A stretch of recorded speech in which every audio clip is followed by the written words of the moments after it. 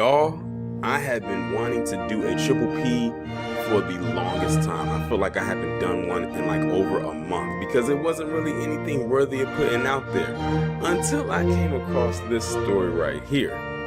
Could this be the wake-up call that Herschel Walker is going to finally get? We shall see.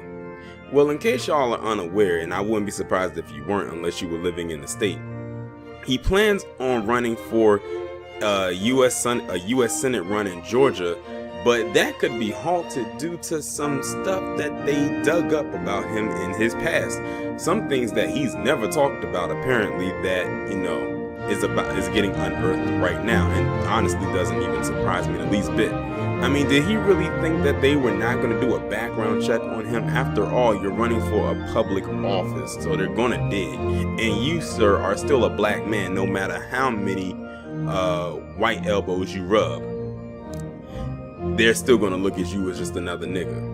And as for that flaming hot Cheeto son of his, I wonder what he has to say about this, since he has all the smoke in the world for black people. And you'll see what I mean when I get to this article. So I'm reading this from Yahoo Sports, and it says, as Herschel Walker considers U.S. Senate run in Georgia, a turbulent past emerges. That's all I needed to see to make me want to get on here and record this video. A homegrown football hero and businessman supported by his longtime friend Donald Trump, Herschel Walker has an attractive profile for Republicans looking to reclaim a U.S. Senate seat in Georgia. But as he decides whether to run, a more complex picture is taking shape. An Associated Press review of Walker's statements over the years, along with a cache of public records, some including previously unreported details, reflects a pattern of turbulent and sometimes threatening behavior that could overshadow Walker's Senate bid, and I sure hope it does. The document details accusations of threats Walker made on his ex-wife's life, exaggerated claims about private sector success, and erratic behavior that disturbed his business allies. Some of that could be from his swirling flaming hot Cheeto son. The account come on top of Walker's previous disclosures about his history of struggling with mental illness. I see that as passed on to his flaming hot Cheeto son. Walker's ex-wife, Cindy Grossman, noted his outbursts in their divorce proceedings, telling of physically abusive and threatening behavior. In 2005, 4 years after she'd sued for divorce, Grossman returned to the court for a protective order after Walker repeatedly voiced a desire and intent to kill her and her boyfriend. That worries some Republicans in Washington and Georgia as they chart a path back to a Senate majority in the 2022 midterm elections. Their concern is that the 59-year-old political novice could win the GOP nomination with his fame and Trump's help, but falter against Democratic Senator Raphael Warnock, Georgia's first black senator. Warnock won a special election in January and will seek a full 6-year term next year. Walker certainly could bring a lot of things to the table, Georgia Governor Brian Kemp, a Republican, said in a recent interview, but as others have mentioned before, there's also a lot of questions out there. A native of tiny Wrightsville between Atlanta and Savannah, Walker has yet to announce his intentions. He's consulted with Georgia political players, but has no visible operation in the state and resides in Texas. In a cryptic social media video last month, Walter revs the engine of a car and says, "I'm getting ready and we can run with the big dogs," before revealing a Georgia license plate. The move amplified chatter about his potential candidacy, but also drew a spotlight on his past. Walker disclosed his mental illness in a 2008 book, Breaking Free, detailing a diagnosis of dissociative identity disorder. In that account, Walker told of as many as a dozen personalities or alters that he constructed as a defense mechanism against the bullying he suffered as a stuttering, overweight child. And somehow, someway, he has managed to take his anger out on black people as if we were the cause of it. Let him tell it. The National Alliance on Mental Illness describes the disorder as alternating between multiple identities, leaving a person with gaps in memory of everyday events. It notes men with the disorder often exhibit more violent behavior rather than amnesia. Well, listening to this right so far, he doesn't need to be in any type of Senate seat. It sounds like to me he needs to have a seat with a therapist. In his book, Walker acknowledged violent urges. He wrote that he played Russian roulette and recalled sitting in his kitchen table in 1991 pointing a gun loaded with a single bullet at his head. "I wasn't suicidal," Walker explained, "but just looked at mortality as the ultimate challenge.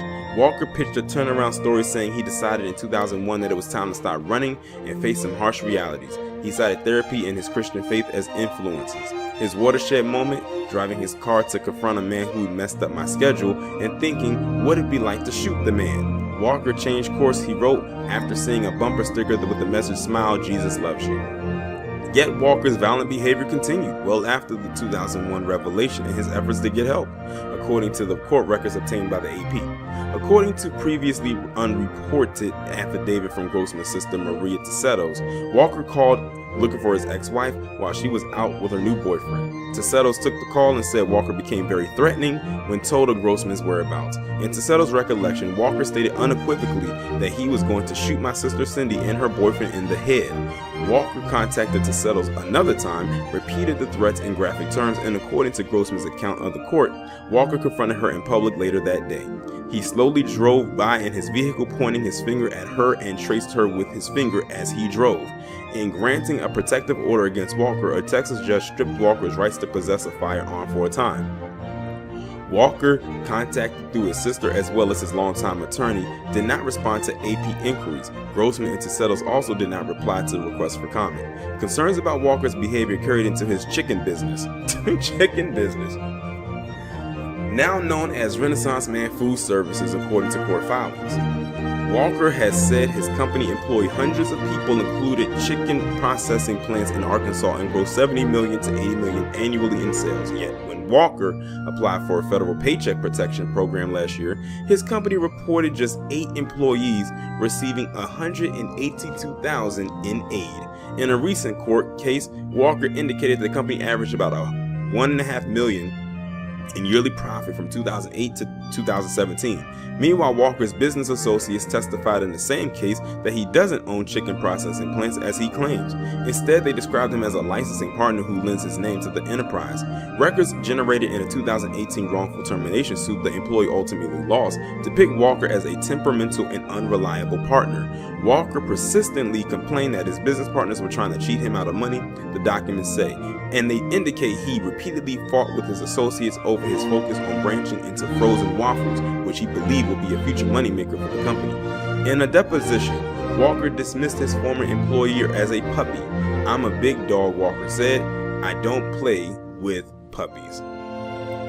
Is this the type of person you really want in a Senate position? Like, this guy has a lot going on. And the thing is, we kind of figured something was off about him whenever we see him talk. Past just the stuttering thing, because, stuttering thing, that's not uncommon. It's a rare condition, but it's not uncommon.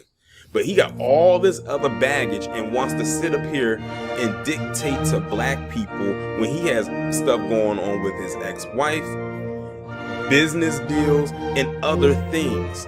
And you got his twirling, prancing, flaming hot Cheeto son talking even more crap about black people when his dad's house isn't even clean himself. His house isn't even clean. His backyard is filthy.